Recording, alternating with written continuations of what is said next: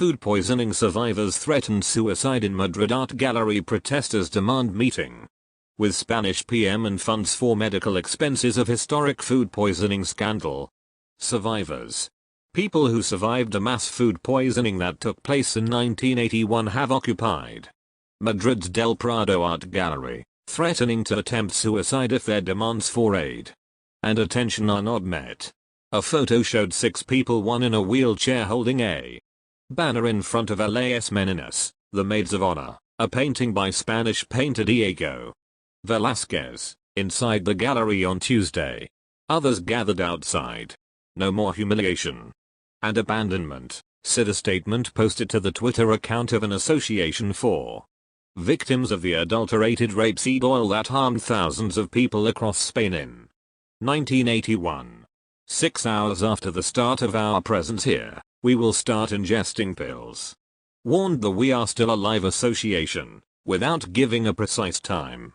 The group is demanding a meeting with Prime Minister Pedro Sanchez by the end of October, and money to cover medical expenses for surviving victim one of the world's biggest food poisoning scandals. The incident saw at least 5,000 people killed and 20,000 others affected, mostly with incurable conditions, the group claims.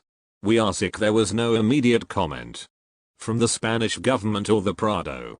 The protesters said they chose the museum because culture had helped victims to cope. We are sick. Physically, we are 20 years older than our IDs say, one woman said outside. The substance that affected the protesters and others was originally for industrial use but was adulterated and illegally sold as olive oil, mostly in street markets, starting in Madrid then spreading to other areas. Symptoms ranged from lung failure and limb deformation to the destruction of the body's immune system. Many survivors were crippled for life. About 100,000 individuals were exposed and clinical disease occurred in 20,000 people, 10,000 of whom were hospitalized, according to the Science Direct website.